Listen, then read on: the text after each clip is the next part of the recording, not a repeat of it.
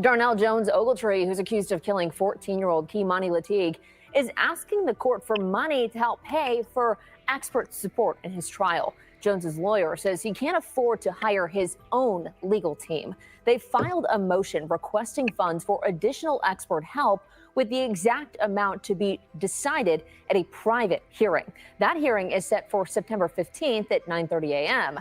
His attorneys say this request is allowed under Ohio law and backed by U.S. Supreme Court precedent. They argue it's necessary to ensure Jones gets a fair trial without putting the state's rights at risk.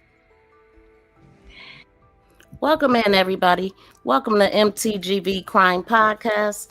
Today, we're going to be talking to Miss Kathleen Hurd and Ronsha, one of the community's, KEI'MANI's biggest supporters of the community. And so I wanted to, we're going to be talking about KEI'MANI. She was a 13-year-old teenager who was unalived by her alleged father. And we're going to be talking about her today. Welcome in, everybody. Welcome in, Miss Kathleen Hurd and Ronsha. How y'all doing today? Good. How are you? Good.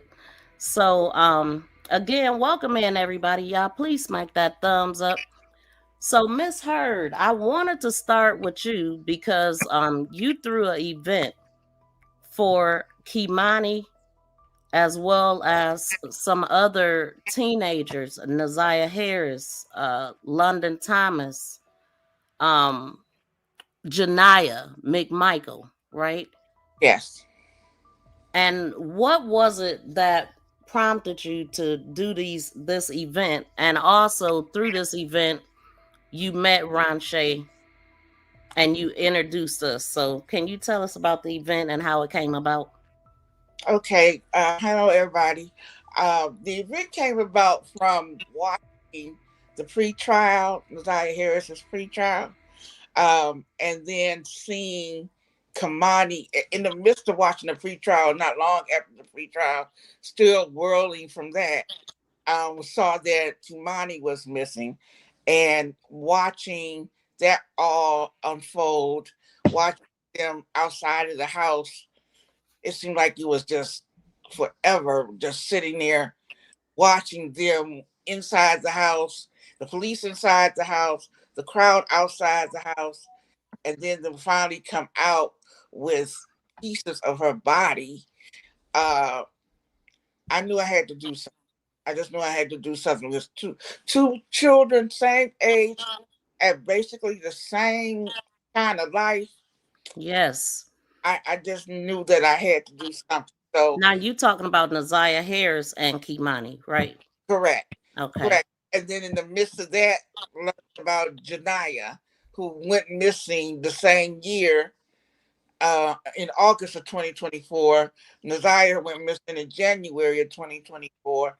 And then in the midst of all that, London comes up missing and is found deceased. So this is why I want to do that, because all of these girls were groomed, and all of these girls were victims of a pedophile. Triggers.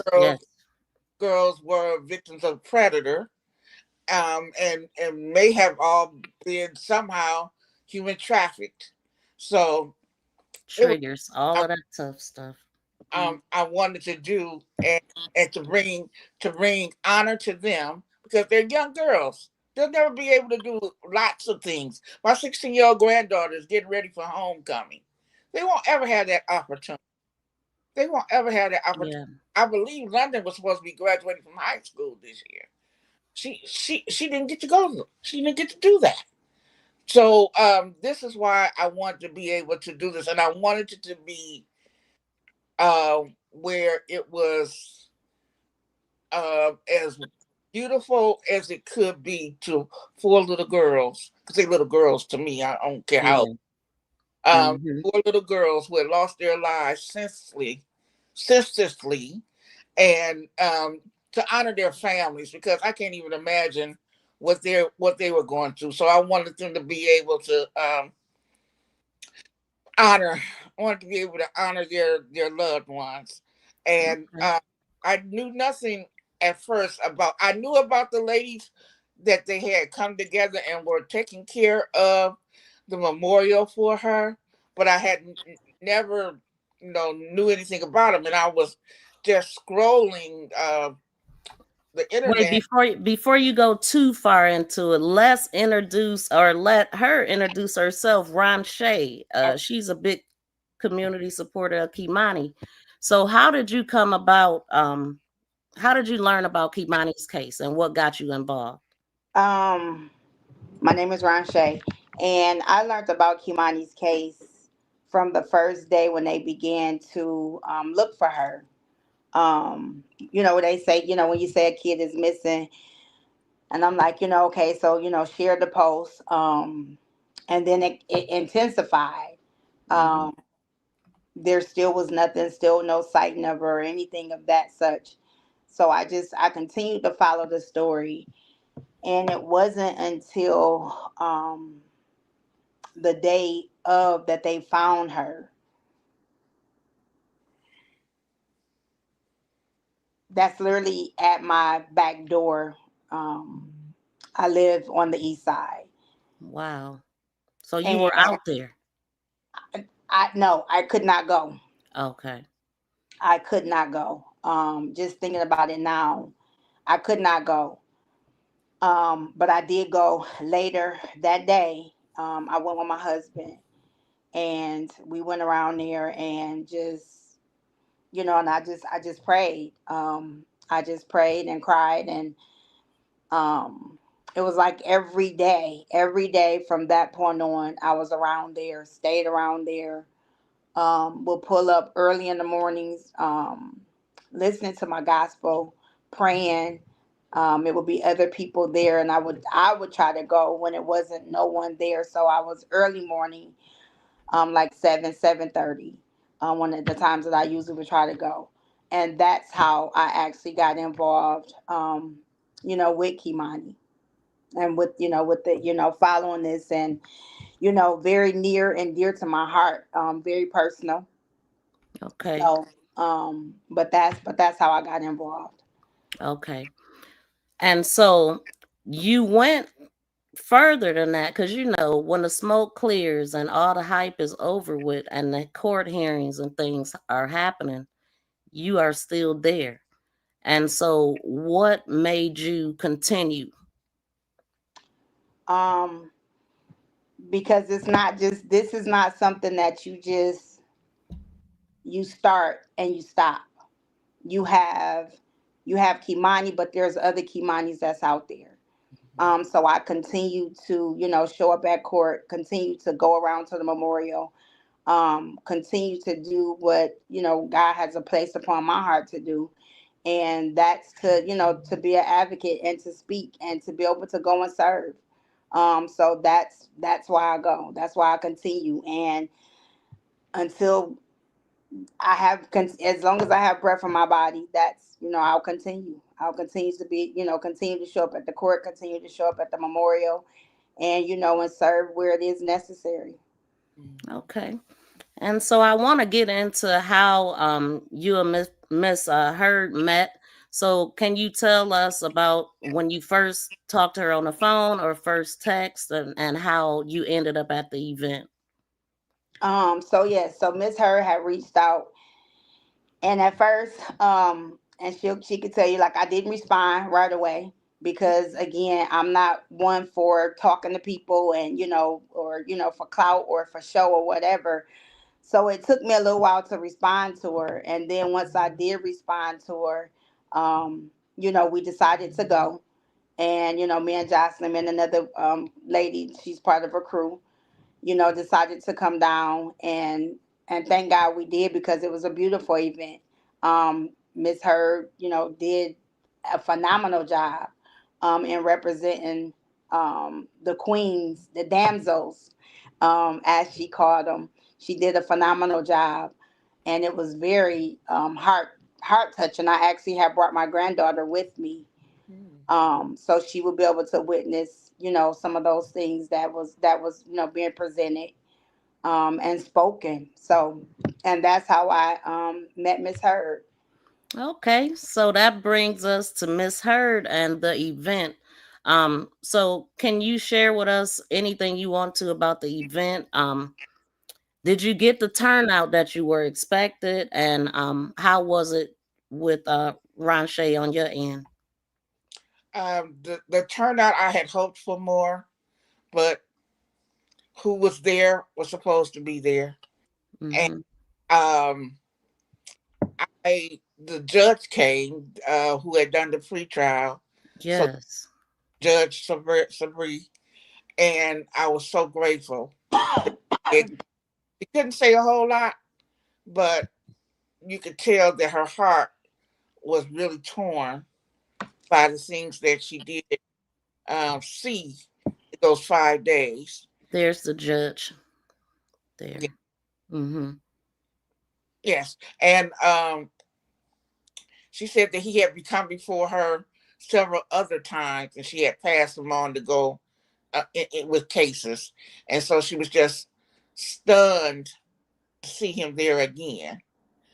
And so, like I said, she couldn't say a whole lot, but she just is hoping for him to get whatever they feel he deserves.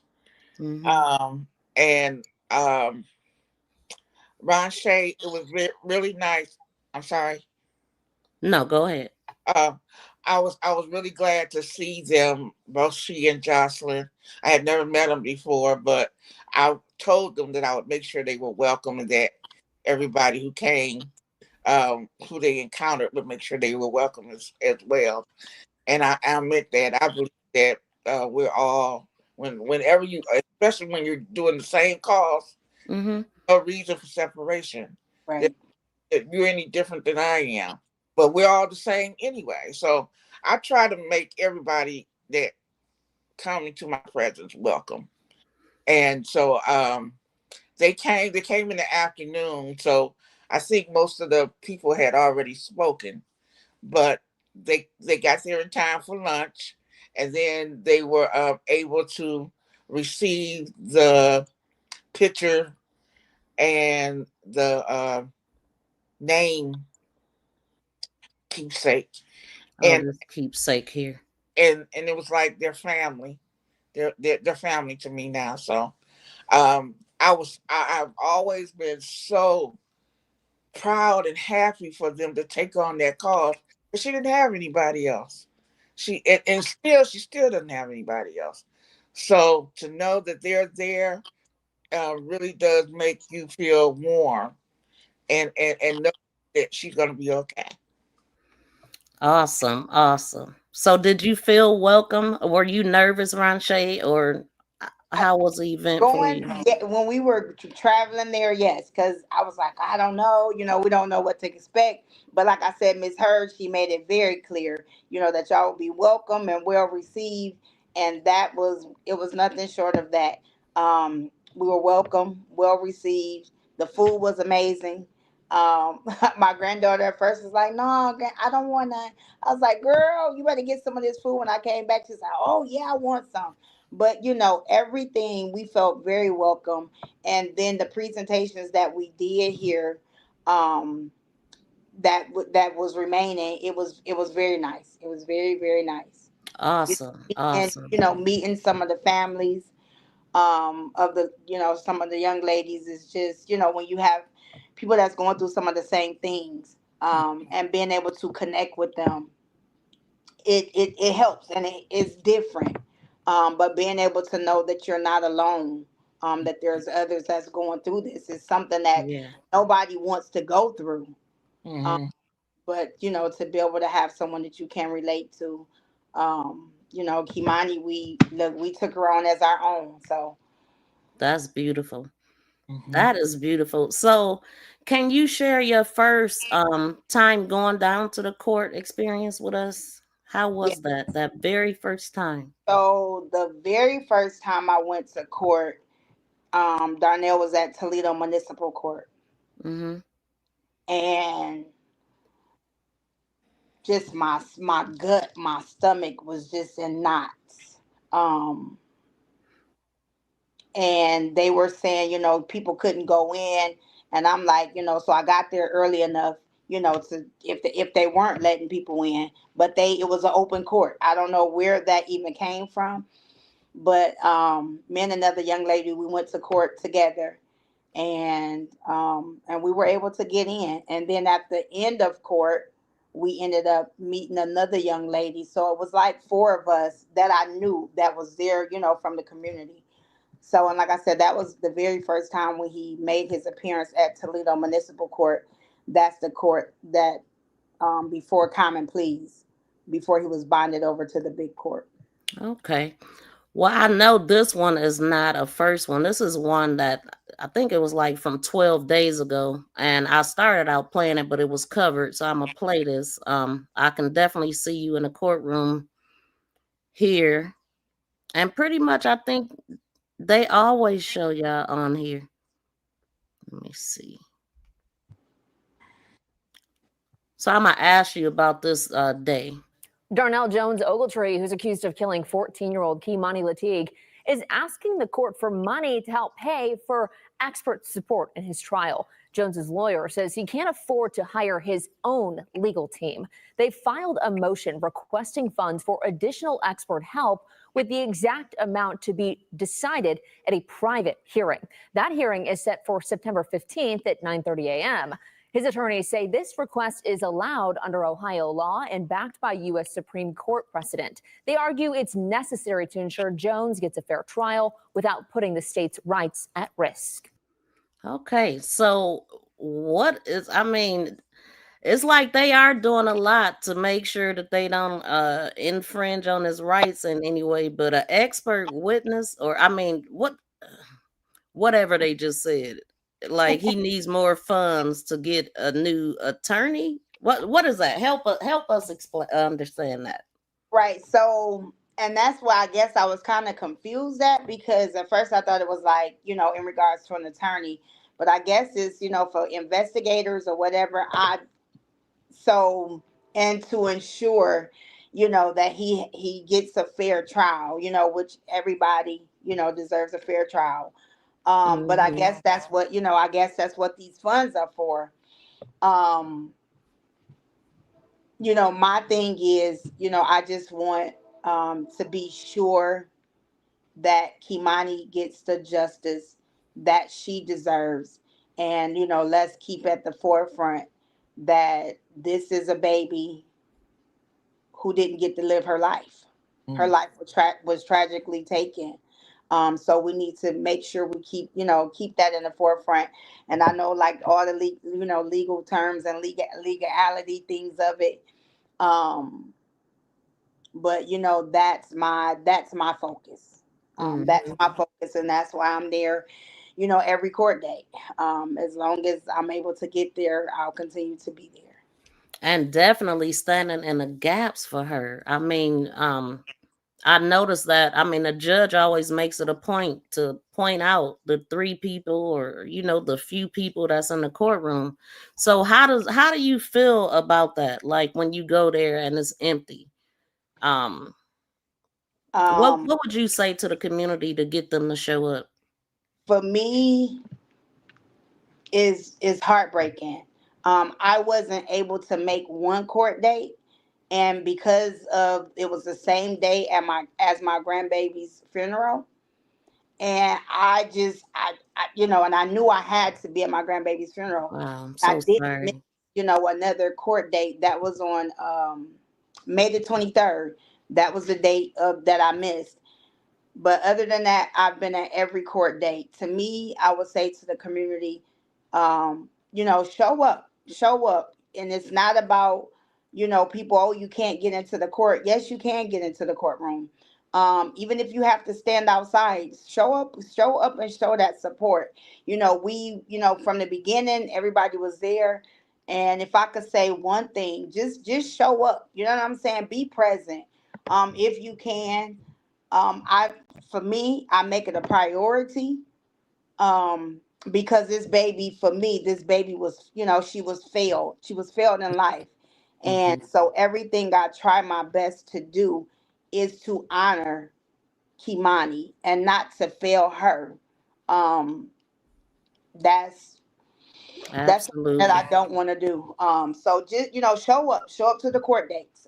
Even if you have to, there was an overflow that they had downstairs where it was being videotaped and you could watch it, on video live. However, just show up if you have the time and you could be there. Show up. Now they had that like the first time. Did they need that overflow and all that the first day of court? No, ma'am. So There they no never needed it. See, never. they were expecting a huge turnout, y'all, because they showed up and showed out for the memorial and everything. And so I want to show these pictures. This is Ronsha in the memorial and upkeep. But before we get into that, Miss Hurd, what would you say to the community? Because you are in Detroit, Michigan, with Naziah Harris case, London Thomas, Janiyah McMichael. What would you say to the community? I would say, if it were you, wouldn't you want someone to be there for you? Mhm. If it were you, wouldn't you want your loved one, somebody to care enough to get out of their bed, to whatever circumstances they're going through, to come and make sure that you're okay and that others thought about you? The day of the event, I was not feeling well. I've been in poor health, and I wanted to get back in bed so bad. I was feeling well, and most days I don't feel well, but I have to say to God, I can get through this, and it's the reason why I gotta go. I got to go. So think about the other person. Don't just think about yourself. Think about the other person, and you're there to serve them, to be there for them, to help them to get through whatever's going through. And I am a witness to her. She got to go. Like, she has to do it because she's like, this is my field. This is what I do. It's been a while since I did an event, but I have got to do this, Mhm. And she did. She put it together and people showed up, at least the people that you were honoring, giving them their crowns and stuff. So congratulations and shout Thank out to you for doing that. Thank you. you. But people, we got to get back to that village. We got to get back there. Mhm. And it's beautiful there. I don't know why nobody wants to go. So, let's get back to the village. Let's get back to helping each other, not just for the safety of our children, but for life in general. Let's get Yeah. back to be. Yes, I Oh, agree. yep, I totally agree. We need more love. I was just saying that on one of my live streams. That was just full of haters. Hate. Yeah. Hey, it's like if you don't hate everything and everybody wrong with you, that's like If you can't think different anymore. But anyway, so I know that this is your area, this is your stomping ground, and so I wanted to show some of the memorial. And how did you end up? Because the one time that I did come out there, I seen you and you had a shovel in your hand, you had on your whole gardening gear. And so how did this come about? Were you there when it first arrived? So when I saw you, that was the day the memorial was being moved. But the first picture, I think it was that you showed, was the day of Kimani's birthday when I was bending over. Oh, okay. Let me Yep, throw it back up. yep, I was bending over, Mhm. putting the items down that we had purchased, me and my husband, and I was putting them down. So that was the very first picture. And so from that point, from like I said, from that point on, previously, but from that point on, I stayed connected, stayed involved, still involved. Um, and then the day we actually saw each other, I we had just moved to Memorial, and I actually had went around there. It was crazy. Because I would always just go. Like I would go whenever I was led to go. So I went around there, and they were actually moving the memorial. Had just began, and they was like, "Man, we need some shovels. We need like some yard equipment." I was like, "Oh, I can go get that. I live right on the I live close. I can go grab it." And so I did. When I got the stuff, came back and dove right in. We got it done. within a couple of hours. It wasn't a whole lot of us. It was probably like about 20, 25 of us. The young lady had made a post, and I didn't even know she made a post, but she had made a post, saying that the memorial needed to be moved, and before the city stepped in and took the memorial down. So we it was a call for action, call for help, and like I said, I was going around there, and I was there at the time, and just went home, got the stuff, and came back, and that's when I seen you, and it was funny because I was listening to, like I said, the video because I was recording when you came up, and Mm-hmm. you was like, "Where's your socks?" Oh, I sure did ask you that. I forgot I asked you that. Yep, you and I was like, I just came around here like I had Typical planned, me. I'm like Say anything, I thank had came. Yep, I'm like I came around here like I hadn't planned on working or nothing. So I just dove right in, jumped right in. Oh, so when you said you heard me on your video, okay, I thought you was talking about mine because I had made a video that day too, and you did Okay. not want to be on my camera. That's for sure. Oh, I remember that. Like I don't do that. I remember that video. I You remember, do, yes. But that's the kind of yeah. you have to have where socks don't mean nothing. You don't even care what you're looking like. You just got to go and get And it done. I didn't care, Miss Her. I did not care at all. It was a need for help, and I have, again, God strategically sends me around there, and I went at that time, and it was a need. So, like I said, I jumped right in, and I told him I'll go get the stuff. I got some stuff at home, and all of it came in handy. I had a blower and rakes and shovels and all that stuff. So I just took everything and took it back around there with me, and we would, like I said, we was able to get the job done. So. Okay, so I wanted to talk a little bit more about what Darnell and uh, the court and well, even before the court thing, what do you think about Darnell and what he did?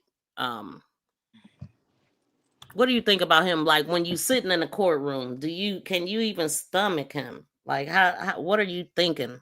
So the very first court appearance in Common Pleas, when they began to read the charges and all of that, the tears just began to flow. Both the ones of us that was from the community that was there for Kimani. The tears just began to flow. The bailiff actually ended up coming around giving us some tissue.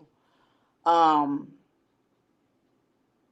and it was very hard. Like it was very hard to sit in the courtroom and to hear, the alleged, what I'm saying, the alleged charges. It was a lot. It was a lot to take in. Um, and it was very heavy. It was very heavy. Um, yeah. Is it anything that stick out to you that you can share with us? Because I mean, we're not in the courtroom, and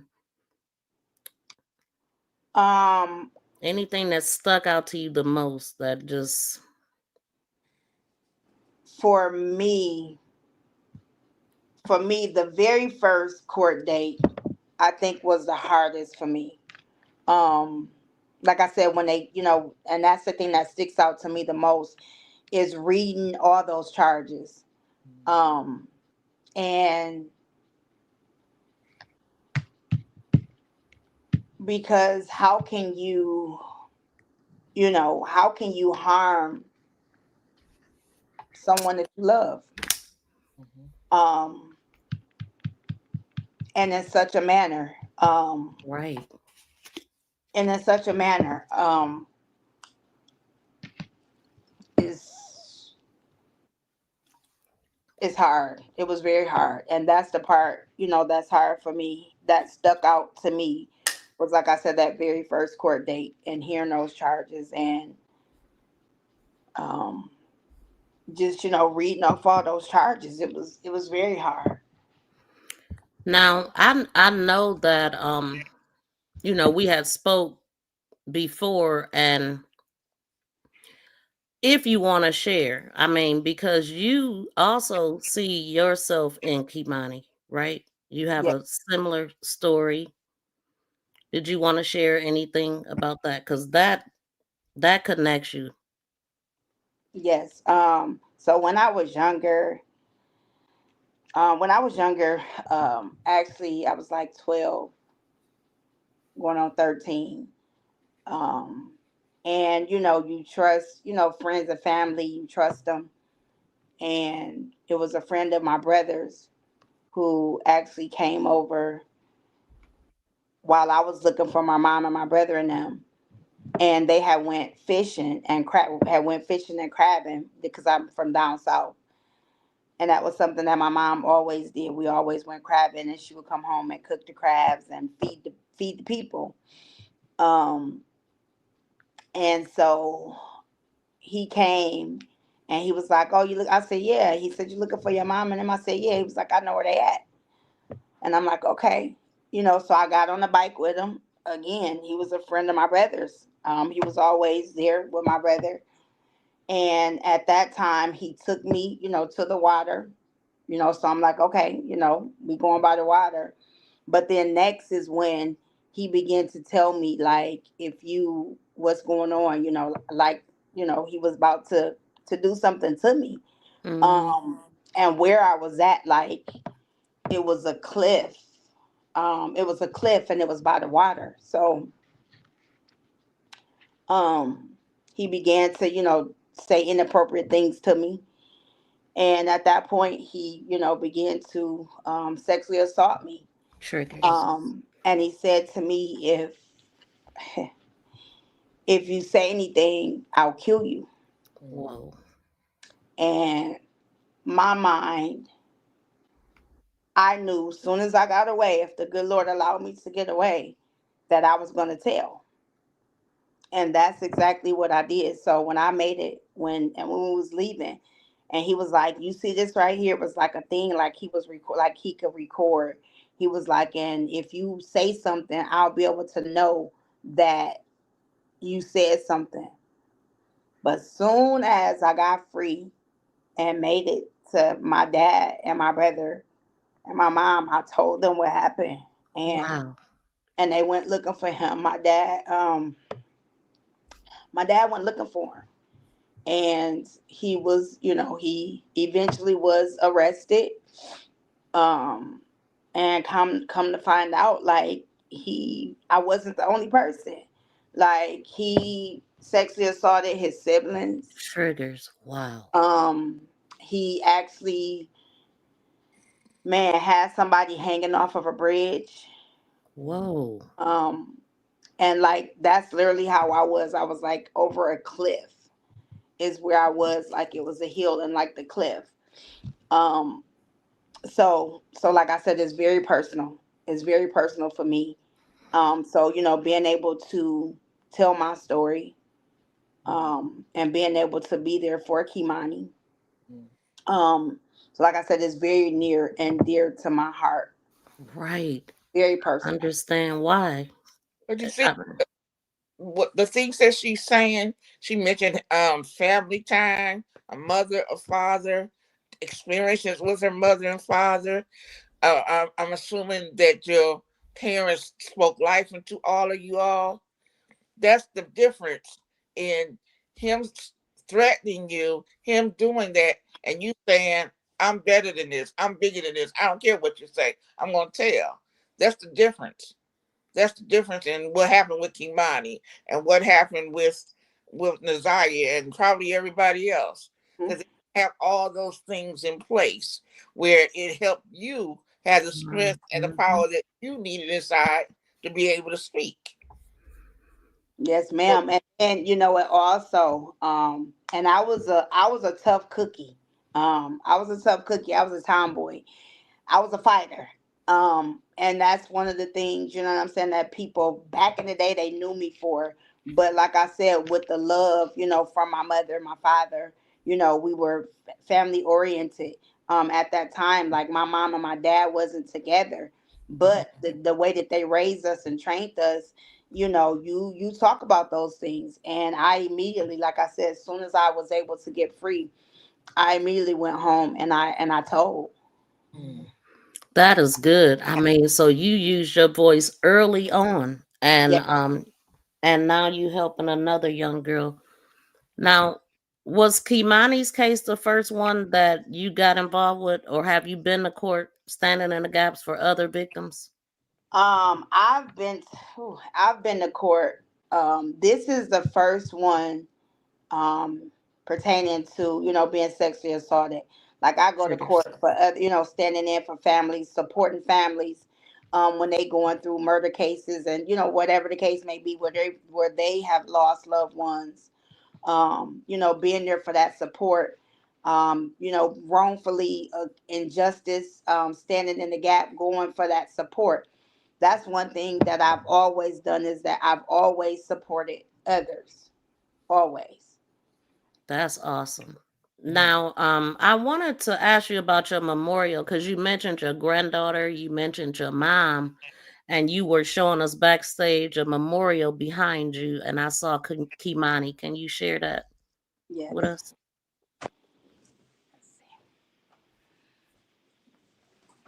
So, can you see it? Yes, perfectly. Okay. Yep. So this picture right here is my mom. And like I said, this is my memorial of our loved ones that has transitioned. And this is my husband's best friend, more like a brother.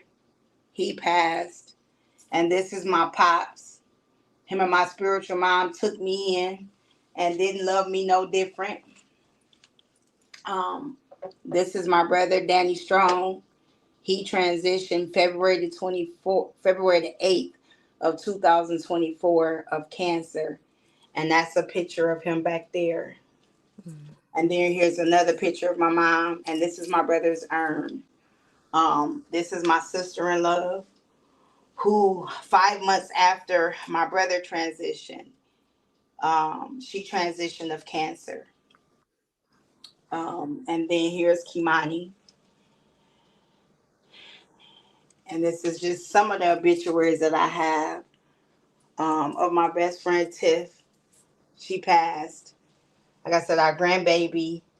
Um, when I was at the memorial, going through everything I was going through, advocate for KEI'MANI, then our grandbaby passed. Our grandbaby transitioned April the 30th of I'm so 2025. sorry to hear that. My deepest condolences. Thank you. Wow. She was 15 months old. And then within 24 hours, my aunt my aunt passed May the 1st of 2025. Wow. So So, all of those lost in 1 year, back to back. yes. And Yep. you still haven't missed a court date but one, I think I heard you say, for your granddaughter's funeral for KEI'MANI. For my grandbaby, and it was like I said, the day of, and here's the date, May 23rd, 2025. That's the day, the only court date that I've ever missed. I, if you want to share with us, what happened to your baby granddaughter? Like I was saying, the is currently she was um she was asleep once I got the car. Our grandbaby was rolled over on. Oh, wow. Yep, she was rolled over on, and she was in the hospital. She was in the hospital for a couple days, and um, was on the ventilator, and they didn't have no brain activity. So for 3 days, um, she was there in the hospital, and then they did a test. They did a brain test, um, and then that Wednesday, and I'll never forget. It was 7:01 p.m. that they finished the test, And that's when they called her time of transition. Um, was April the 30th at 7:01 p.m. They did an honor walk for her. Mhm. Um, my daughter and the kid's father, they decided to donate her organs, so they did an honor walk. And Wow.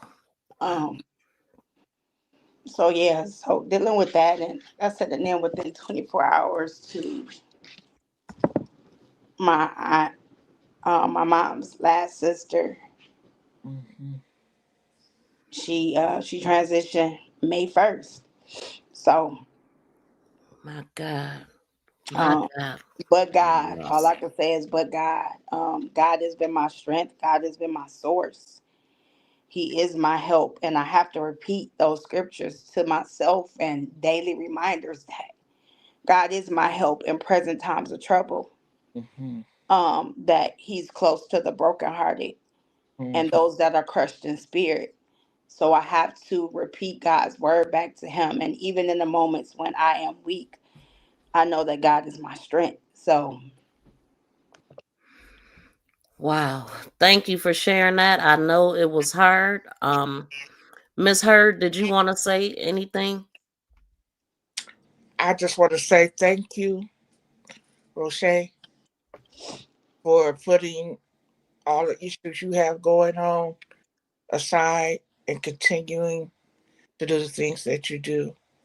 It's not easy. I know it's not easy. As I said, in 2021, I'm sorry, 2001, I had the same kind of things going on where back after back, I lost loved ones. And to deal with that and have to still deal with your own life, what's going on, it exhausts you.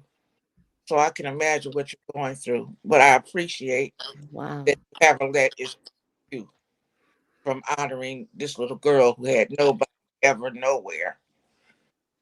I appreciate it. Yeah. Thank you. And I appreciate you too.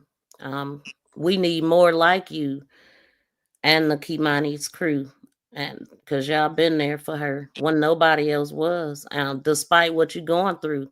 And I mean, when I met you in court that Monday, and you was coming from the kitchen of the poor, you were late to court because you were coming from feeding the poor. And I had mentioned that I wanted to do that one day.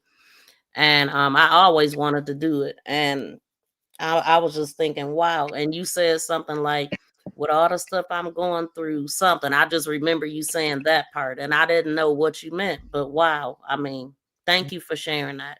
yep, and that's just, and I, like I said, serving for me is part of my healing journey. Serving is healing. And God said to me when my brother transitioned, February the 8th, 2024, God said to me, serve, not suppress. And I didn't understand what God was saying to me then. Um, but it began to make sense. Mm-hmm. Because when I wanted to sit in the recliner and sit in depression and You stood up. sit in my tears, Mm-hmm. God said to serve. Mm-hmm. But right after my brother transitioned, I ended up in the hospital myself, Wow. um, dealing with low iron and things. I was in the hospital, so trying to make arrangements from the hospital, and thank God for my brother, my husband, my niece, our daughter. They were on it, as I, you know, had to take care of me. So after that time, God told me I was my own assignment. I didn't understand that either. Again, because I'm used to serving. So Mm-hmm. for 8 months, I had to take care of me because of my health Mm-hmm. and the condition I was in. But after those 8 months, it was me and God. Mm-hmm. And after those 8 months, God opened up He allowed me to go back. Number 8 represents new beginning. So I thank God for 8 months that it was me and God. And I was able to, like I said, go get the help that I need, be able to take my self-care and do what I needed to do for myself. I didn't know what God had in store, but God knew what he had, what the assignment that he had for me, what was next. Mhm. And October the 14th, it'll make a year. I do a women's prayer call at 6 a.m. Monday through Friday. At first, we were 7 days a week. And at 6 a.m., it's a sacred space, a safe space. That's for women. And we pray every morning at 6 a.m. What happens there stays there. And it's very, we hold to that. And if anything is leaked outside of there, unfortunately, and it's a name tour, you're not welcome. So October the 14th of 24, that's when God birthed that. And it's three of us that, that God allowed us to, to be over that prayer call. And I told the ladies, I said, listen, I said, God, I don't know. I said, but he said, we need to pray.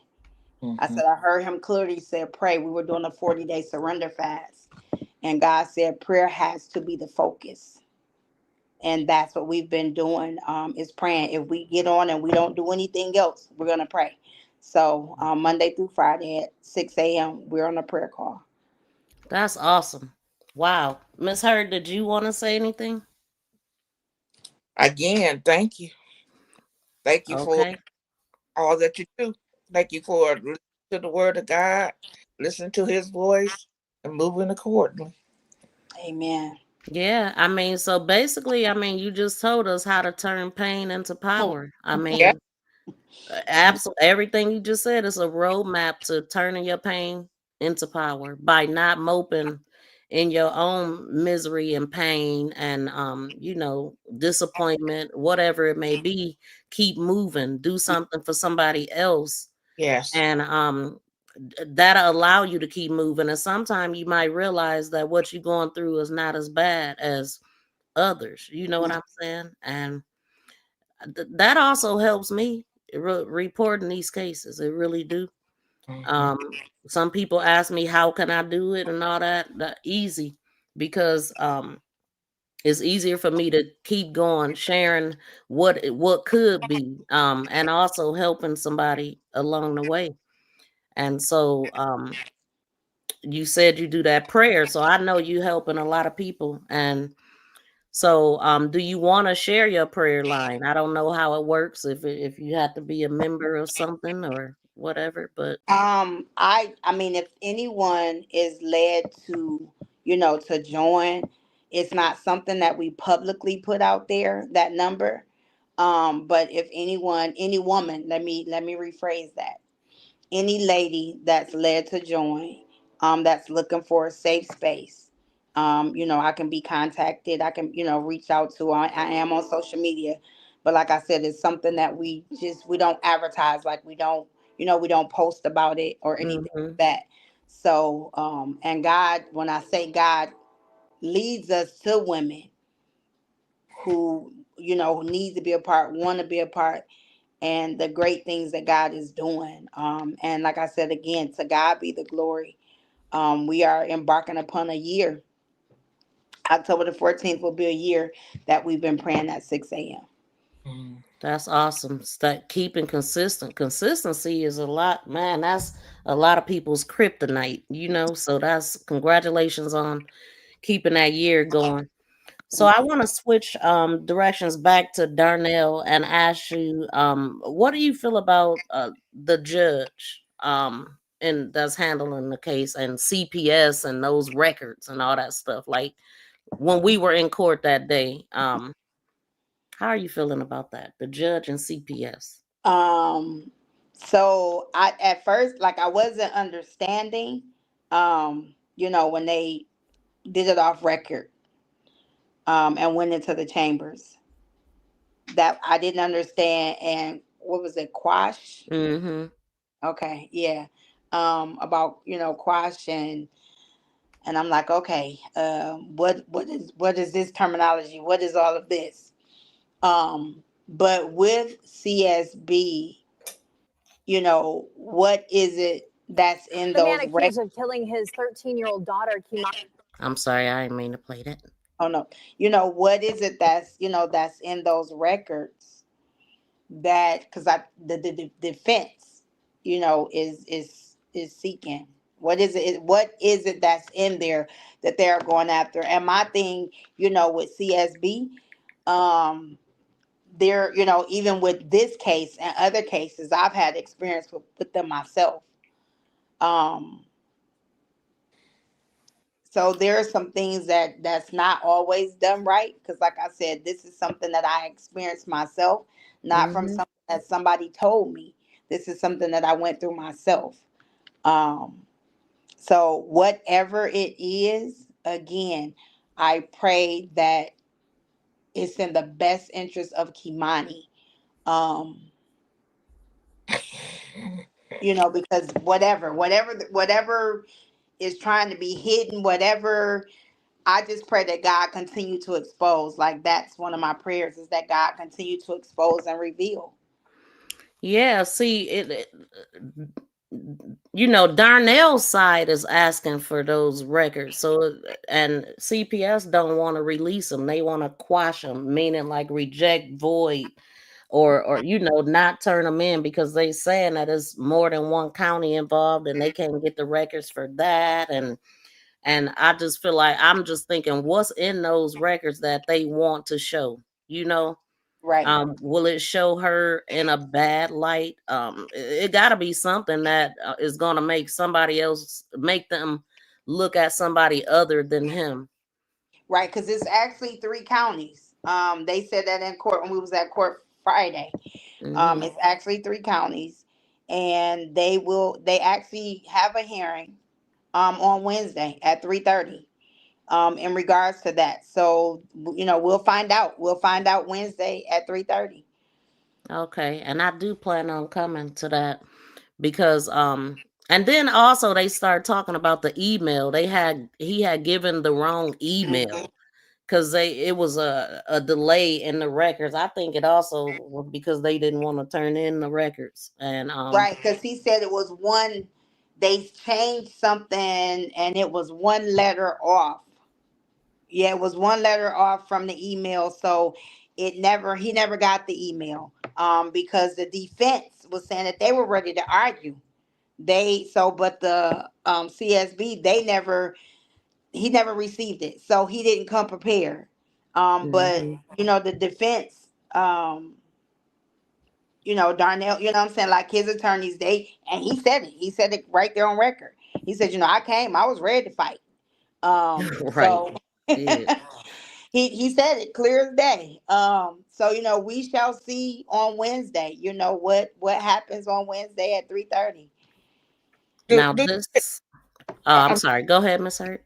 I was going to ask her, do you get the sense that he is proud of himself for everything that he's been accused of? Um, I wouldn't really say, like, I don't know. What I'm seeing is like Mm-hmm. um the catering, you know what I'm saying, that's being done. And I'm, or whatever, because of his condition, and all the extra questions and things like that that's being asked. Um, that's what I see. Mm. Um, yeah, that's what I see. To me, the judge is taking extra care with him, like crossing all T's, dotting all I's, making Mhm. sure he understands since he got this mental thing going on. And I think he'll probably get the death penalty, really. And so he just making sure that he don't be able to weasel his way out and act like he didn't know something. Right, and because the judge is definitely, I mean, Judge he's dotting all I's, crossing all T's. He, before he even asked, what I'm saying, about his mental state and all of that. You know what I'm saying? So he's not, in my opinion, he hasn't missed anything, um, as far as I know of. But like I said, he's been very cautious. He's doing, taking that extra care and all of that. And I'm grateful. I'm grateful for that. Mm-hmm. Because in the end, you can't be like, oh, well, that he didn't do this or didn't do that or whatever. So I'm grateful for the extra steps. But like I said, far as like, with Darnell's attorneys, and I know, what I'm saying, it's something that they, because they're his attorneys or whatever, but the all the extra stuff, from them, and that's their client. Um, Mm-hmm. but yeah. So I'm gonna play this video. Dang, I done messed it up. Hold on. Oh, there we go. We back. And I want to point out that that one clip that I just played was like 30 some seconds, and this is 37 seconds, and that's how it's going. So these kind of conversations is very helpful to keep the community involved and let them know what's going on, because this ain't it. So anyway. The man accused of killing his 13-year-old daughter, KEI'MANI Latigue, was back in court today. Darnell Jones's defense attorneys want access to complete records from Lucas County Children's Services and potentially from other counties. The defense says records are critical for building their case and should be released directly to the defense, not to the court first. The state plans to file a motion to invalidate the subpoena, saying the records should be reviewed by a judge before being handed over. A decision was not made in court today. The judge says Jones is due back in court Friday. See, they being The man careful with accused of those, killing his being real careful with those records. Right. Well, because the defense, he wanted the records handed right over. Yeah, they said that, okay, the judge need to see him before and all of that Correct. stuff. So it's something that they do not want to. Oh, I guess, what the heck? It's something that they want us to see on Darnell's side. Yeah. And I had heard, anytime a kid is being touched, then they're gonna act out. And I think that's probably something like that. What the heck is going on with my screen? See, I probably better leave this alone. Okay, wait. I think wait. Okay, let me take this back because I think, wait. Accused of killing his 13-year-old daughter, KEI'MANI Latigue, was back in court today. Darnell Jones's defense attorneys want access to complete records from Lucas County Children's Services and potentially from other counties. The defense says records are critical for building their case and should be released directly to the defense, not to the court first. The state plans to file a motion to invalidate the subpoena, saying the records should be reviewed by a judge before being handed over. A decision was not made in court today. The judge says Jones is due back in court Friday. Okay. So one of the things I wanted to ask you, how do you feel about him in this wheelchair? Do you feel like it's legit or he faking it? I know for sure, in the beginning definitely, was needed. And I know in court, you know what I'm saying, like he's been saying, he's actually doing therapy himself. And I have seen like more movement. And he did say that he actually is the nerves, he's feeling it. He's feeling, more of the nerves, and so he's feeling it. Um and he made a difference, I think, between the shoes that he had on, and the versus the ones that he back at the jail or whatever. What was My y'all up to right here? Y'all was laughing about something right here. Something about them slipper feet, I think. Oh, I think when he said he don't have control of his feet or something. And what made me laugh about that part is because it was Jocelyn said that he was zip tied. His feet were zip tied. Did you see that? Yeah. At one of the hearings, like they had his feet, like, you know what I'm saying, tied down to the wheelchair. Couldn't be much longer. Tied down to the wheelchair. That's crazy. Yeah. Okay, let's move that. But like I said, I mean, you can see like in the last or the one before that, like I said, you can see he's beginning to get some feeling and stuff back, like the movement, Yeah. some movement and stuff, back in his feet. Yeah. The way the judge was asking him about the pain meds, it seemed like he thought, yeah, dude, you should be okay by now. I kind of got that from him. But do you want to share any cause to action, anything that you have coming up or anything that you've done that we might not know about? Because you said it was like a banner you had and you was doing a walk or something or Okay, yes. So that was the 13-mile walk.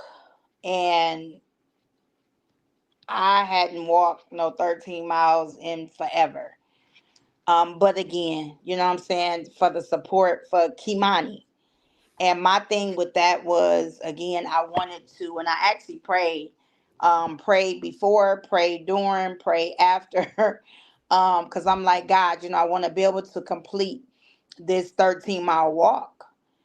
Um, and my mind, again, because she has been failed. So Lord, I don't want to fail her.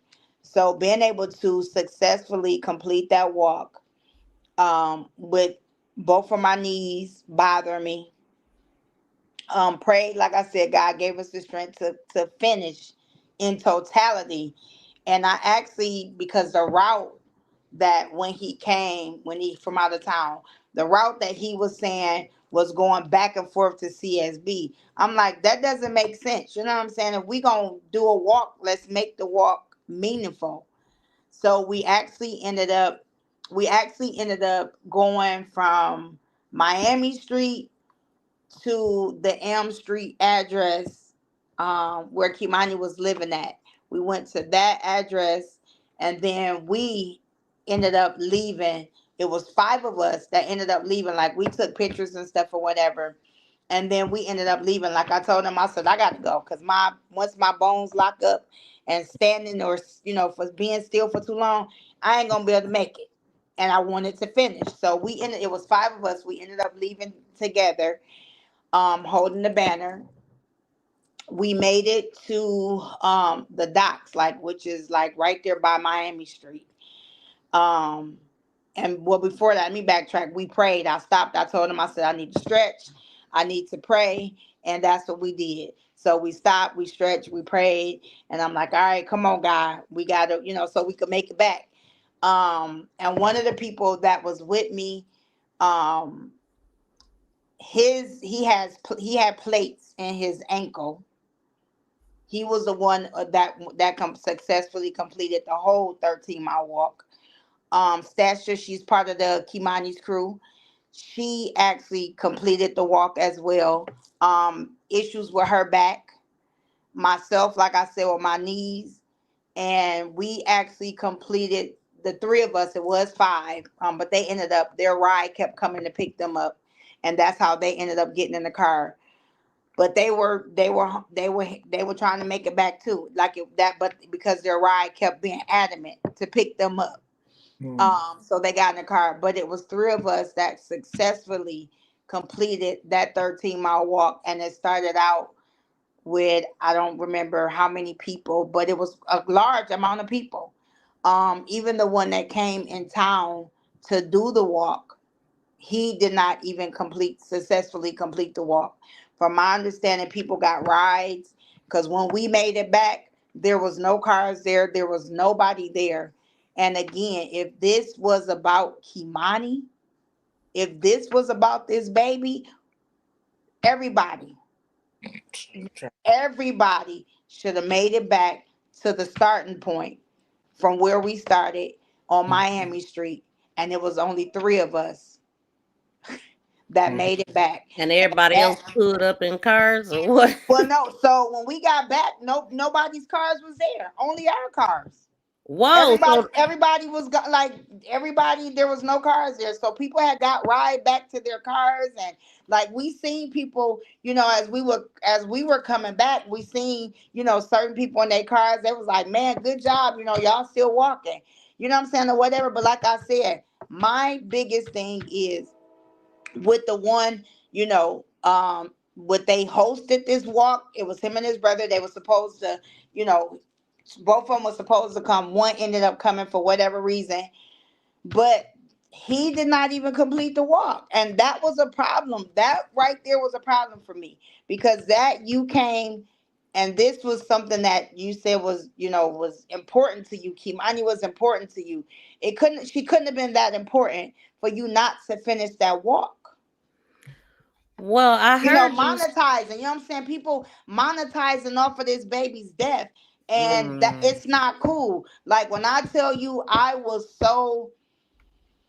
felt some type of way. I definitely felt some type of way, because, like I said, I'm doing it for the support, because I hear, Kimani. So anything, with Kimani, and this one was something, like I said, that ended up, it didn't go right. Like, you didn't finish, what?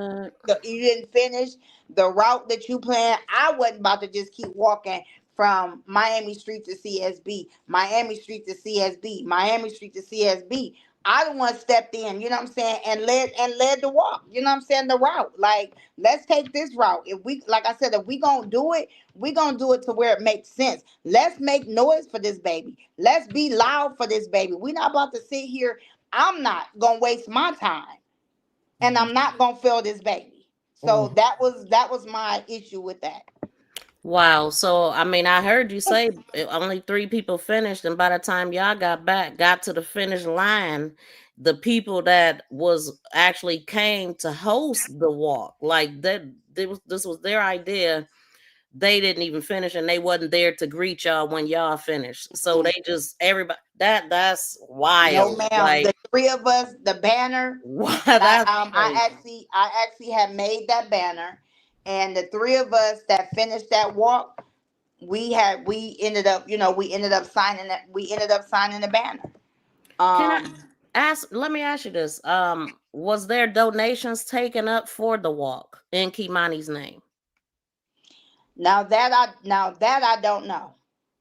I don't know if there But was they no did the walk in the name of in the Kimani. name of Kimani, Yeah, correct? And for them to get, from out of town, I know, you know what I'm saying, people donated, to help them come here from out of town for Kimani. for So Kimani. so they did collect donations in the name You of know, you know what Kimani. I'm saying, for Kimani. It Mm. was like I said, that right there was a turn. That right there was a turn off for me. Throughout this whole thing, like I said, I've met all types of people, because I'm Wow, always at man. that memorial. So I've met people from Always all one or types of, two, ain't it? listen, from everywhere. And like I said, that right there was something that was different. Um, and it wasn't, like I said, for me, it wasn't cool. That It was. is that was Dorothy in court on one of the pictures. I'm sorry, I was answering her Oh, question. Do y'all have any questions for her while we here? Y'all got any questions? You could call in if you want to ask something. And Miss Hurd, is it anything that you want to know, or ask or share about anything that you got going on or anything? Okay, there's the number if y'all want to call in. I wonder, ask Ronsha, what does she think we can do to get more people involved, because we don't have platforms. So what can we do to get people more involved with working the platform we do have? I know, like I said, when there's something that that I know that's going on, like we posted, like there's 2 pages, Kimani Facts and Discussions or something, and um, Justice for Kimani page. Anything that's going on. If we're over there going to pull weeds, if we're, we tell people, if you go visit the memorial, if you see something, pick it up. If you see some garbage, pick it up. If you see some weeds need to be pulled, pull them. If you're dropping something off and you see some old flowers or something, you know what I'm saying, pick the stuff up. um like I said in the beginning, there was so much community support. And right Yeah. now, you know what I'm saying, there's not a lot of community support. Like I said, you know what I'm saying, thank God, you know, for myself, KEI'MANI's crew, you know, that's there on a consistent basis. There is a guy, and I know, you know, he lives around there. You know, he was coming to like edge and cut the grass, and then I started, you know, going around there edging. And let me give a shout out to when we first moved the memorial, Mhm. and I missed her. I think I don't want to say the name and not get it right, but you know, thank God for her, because her and her husband allowed us to put the memorial on their fence and in their yard. Um, before it actually ended up getting moved to where it's at now. So this memorial has been moved 3 times. But Mm. where it was at previously, shout out to them, because they did not have to allow us to move the memorial from where it was at the 1101 Miami Street until the house behind them, straight across from them. Um, they didn't have to, but they, you know, I said, did y'all ask? It was like, oh yeah, she was out there. And so, you know, shout out to them, because they did Yeah. not have to allow us to put the memorial there. I was out there too when they came at one of the times they came out, and they was like, yeah, we don't mind. Y'all could use it as long as you want. You know, Hmm. they just wanted to honor her and give her respects. And Yeah, so in this rotation, I remember, I mean, looking at this fire, do you remember that day? What I happened? do. So the morning of the fire, like I said, I'm always going around there. And the night before the fire, it was like a heavy wind. So myself and my husband had went around there, and so when we went, the the streets, the streets was blocked off, and I'm like, what in the world? So as we go down one way, we couldn't get to Miami, and so it was a one-way street. My husband's like, man, just go. I was like, I ain't going down, you know, down that one way. So I'm glad I did. I ended up shooting down the one way, and when I went down the one way, and as I turned, there was, man, just smoke, billow of smoke just in the air. Crazy flames. And the house was on fire. 1101 Miami was on fire. I actually, and again, I only went live because for the sake of the community. Hmm. So many people that was heavily involved in the case. And that's why I went live, to let them know, you know, let the people know. It just wasn't here locally. Like I said, it was so many people that I had met, and like was keeping them updated with the, you know, with everything that was going on. So that's why I went live. And man, to turn that corner and to see that fire, to see it Engulfed. engulfed in flames, was like, wow. So you were there before the fire department. So the fire, they actually they actually was there. They actually was there, but it was only literally the fire department, the lady, her family that allowed us to put the memorial out there. And Hmm. then it was myself and my husband. We literally was the only people that were out there. And like I said, Wow. I was going, you know, going around there like the cross, that cross that the guy that was made for Keimani, the cross was Uh-huh. turned over. So like we went around, like I said, was, you know, picking up stuff, straightening stuff up, and to see it engulfed in flames. That was wild. I'm gonna pull up a video right quick so y'all could see what we talking about in case you didn't see it. Yeah, So it was what crazy. house was going to be torn down? They had to burn it down.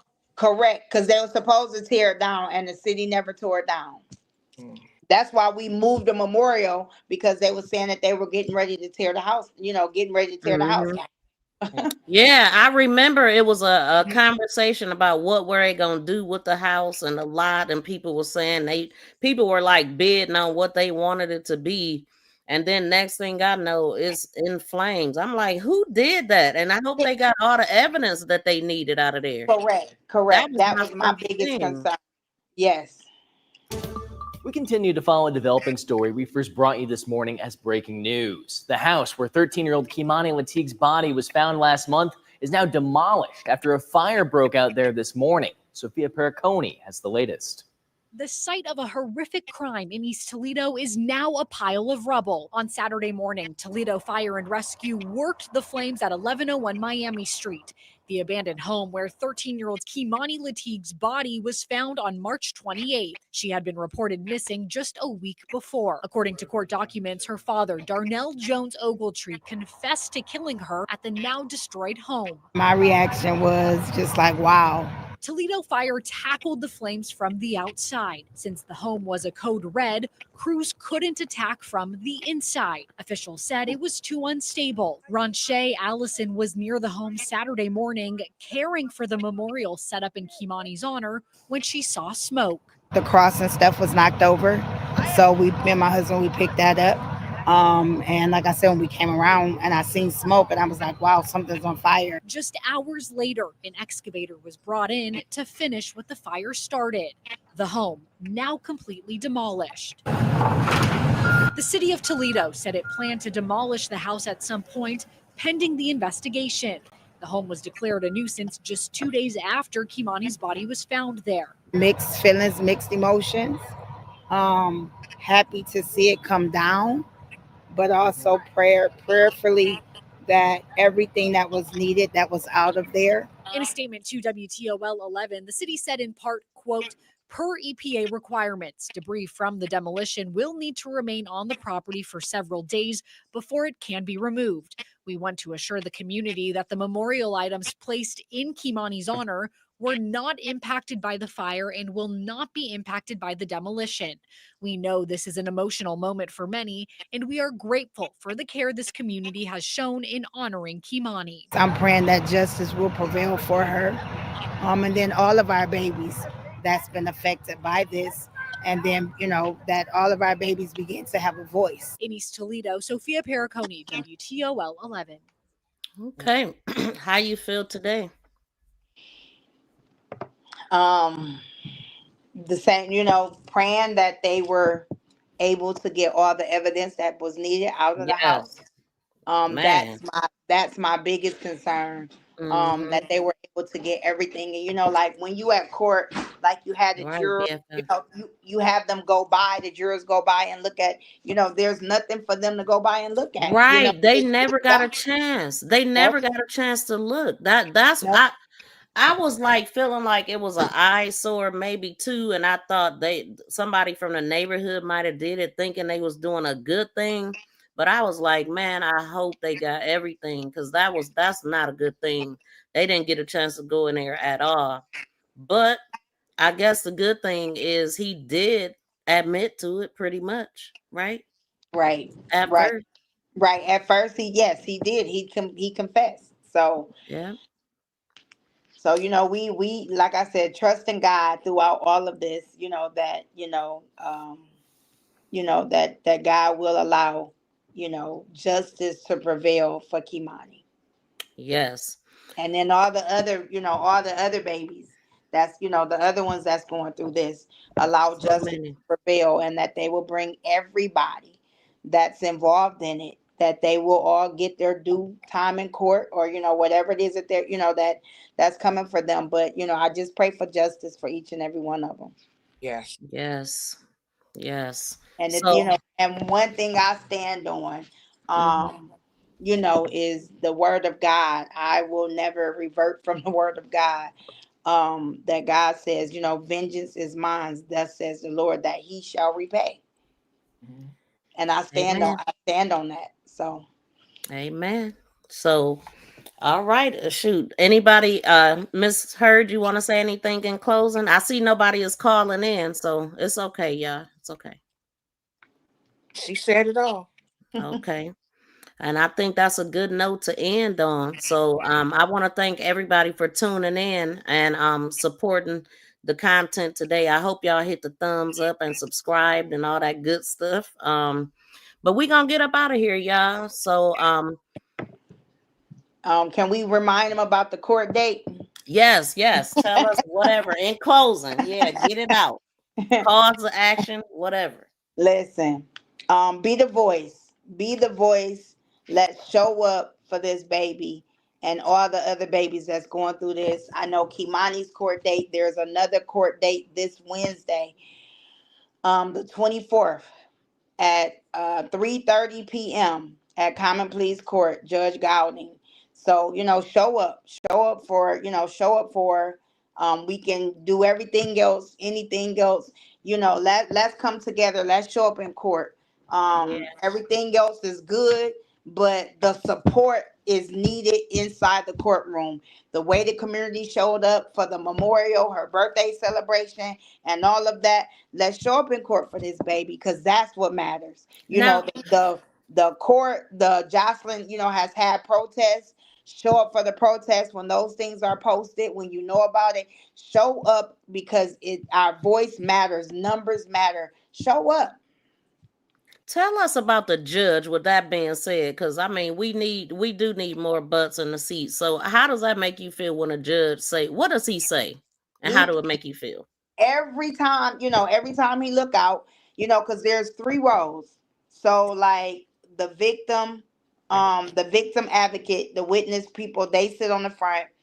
Her Dorothy sit, they sit on the front, and the second row is empty.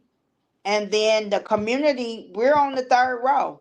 When I say I've never seen over, and I'm pushing it, saying 6 people from the Wow. community on that back row, and Dang. and that's sad. You know Well, what I'm saying? this one Like, is this was pretty full then. well, that was okay. But I'm talking about the back row. You know what I'm saying? From the community. Oh, just the The community, first yeah. seat. The first row is for the victim. Family. You know what I'm saying? For the victim's family. I'm talking about that back row. And people say, oh, you can't get. Yes, you can get into the courtroom. Of course, when court starts, you know what I'm saying, you can't get in, but you can get there. Just get there early. You know what I'm saying? Because once court starts, they won't allow you. But like I said, they did have the overflow, but they didn't even need the overflow because the community didn't even come out. Didn't So even they show were up. prepared. You know what I'm saying? The courts was prepared for the people, but the people didn't show up. Come And on. they dang sure expected it because of this memorial and Yeah. all the outpour of love and all of that. And so they just knew it was about to be jam-packed, and And it hasn't been. And it that's hasn't been sad. at all. And it's sad. It has not been at all. And I know everybody has a life, but I mean, not to make it to one court date. Yeah. Well, I can say that I definitely plan on being there on Wednesday at 3:30. So I will see you there. And thank y'all again. Thank y'all for everything that y'all do. It was so important. And maybe this will also encourage somebody that got the same burn and they just haven't moved yet to go ahead and reach out. It's a lot of help that's needed in the community. Do Yes. what you're good at. Do what you can do. Yes. Yes. It Thank just, you. takes us to do our part, To everybody, if everybody did a little, it'll add up being a whole lot. Yes, ma'am. All right, y'all. We gonna get up out of here. Thank y'all so much for tuning in. Hold on now. Who calling? Somebody calling right when we end it. Don't let me see. Let me see who this is. I gotta go. She gotta pick up your grandchildren. Oh, we on hold. Okay, if you gotta go. Okay. All right. See you later. Thank All you. right. BFF. Hi, BFF. Hey, How you doing? good, good. You Did you guys want to still say live? something to Ronsha? I did. I wanted to know actually what their input is on. Do they think that there is other people involved, or do they just think that it's Mr. Jones that's only solely involved? Oh, okay. Could you hear? Yes, I can hear.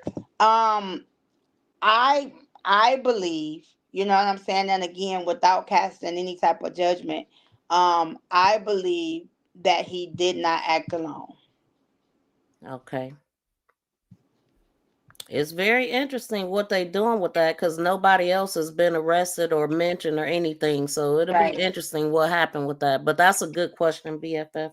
Thanks Yep, for calling. Right. and to see, Well, and to thank see. you guys for going Oh, up go ahead. I'm there, sorry. being up there, and supporting Kimani, and it's a big deal. And the community always needs to come together, always, especially for these babies.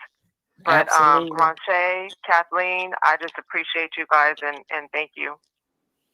You're welcome. Thank you. All right. Thanks for calling, BFF. I'll call you when I You're end. welcome. Okay. Okay. Bye. All right. Bye-bye. All right. So we're going to go ahead and end it. Again, thank you so much, Ronsha. We'll have to do this again. Yes, ma'am. But I'll Thank see you. you in court.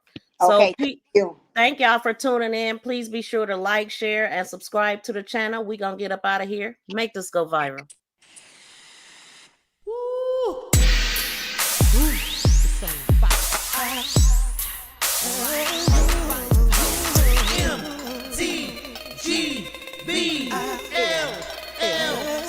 Hit that thumbs up on the way out, y'all.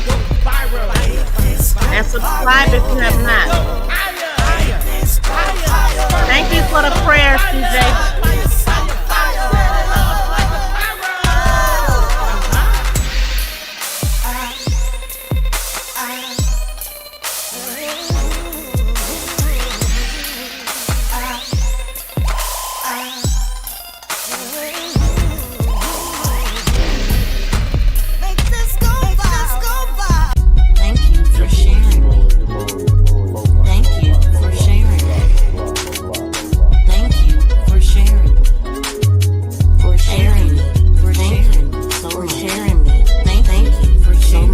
Please subscribe and press that notification bell and thumbs up. All right, y'all. Peace and love. We out.